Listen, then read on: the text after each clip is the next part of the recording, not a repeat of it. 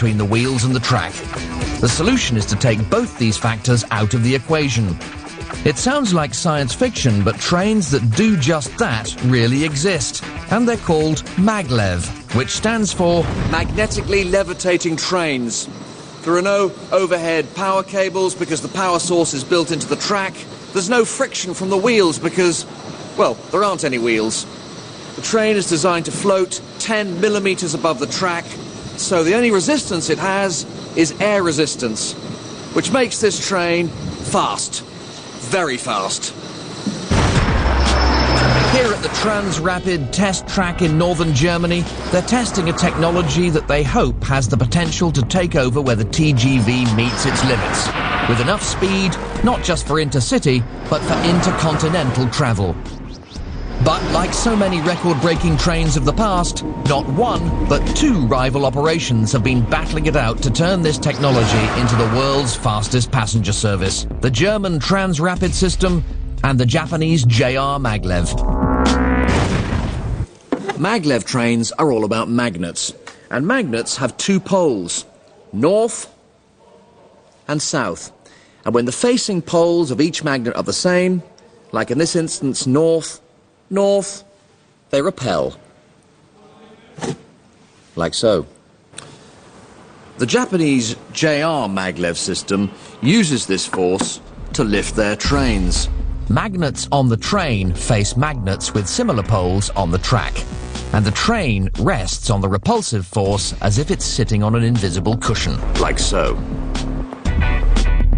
Japanese maglev trains have reached speeds in excess of 580 kilometers an hour using this system. But the technology is still confined to the test track. They've never managed to turn it into a commercially viable passenger train. While the Japanese system uses the repulsive force of magnets, the German system makes use of attraction. But it's no use having the train sticking to the tracks. The trick to hovering is to use electromagnets. Now, an electromagnet is just a piece of metal with wire coiled round it, like so. And when you put some current through that wire, like this, it's attracted like so. When you switch that current off, it drops. Attract, drop, and so on. And if you were to switch your electromagnet on and off fast enough, like this device does automatically, you can defeat gravity, attracting and dropping so quickly that metal objects like my toy train here appear to hover. Incredible. I don't know about you, but I think that's pretty damn amazing. And that's magic. The Transrapid has massive electromagnets in here that sit under the track, and when the power is switched on, power on, bitte. The magnets are attracted to the track, and now the whole train is floating in midair 10 millimeters above the track with magnets at the side here to keep it steady. A completely separate system of magnets built into the test track create a moving magnetic field that pushes the train along with it, just like a surfer riding an invisible magnetic wave. And this makes the system very efficient, because you only need to switch on the bit of track that the train is running over.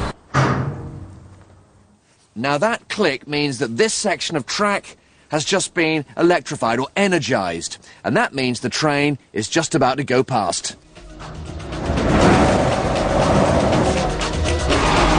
And it's just as impressive from inside the train. We're now approaching the fastest part of the track. Let's go and take a look and see what speed we're actually doing. If I go up here and just check the driver's screen, and we're doing over 300 kilometers per hour.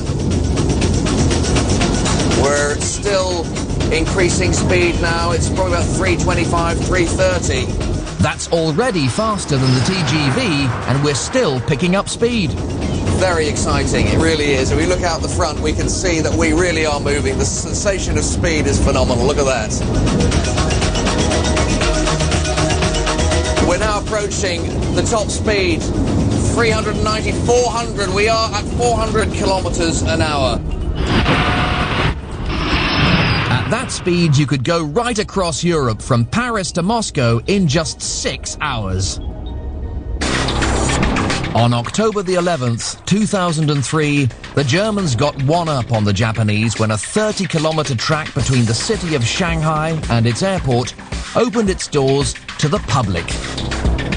Using the German Transrapid technology, this billion-euro project became the world's fastest passenger train, regularly topping 430 kilometers an hour.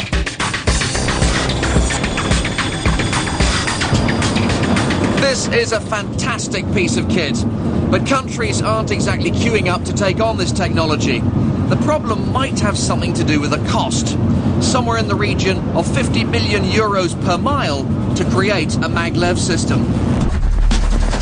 Unlike City of Truro and the TGV, it seems that for Maglev, simply being the fastest isn't going to be enough.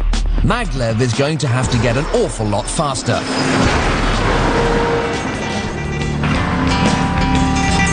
And in theory, at least, that's already possible.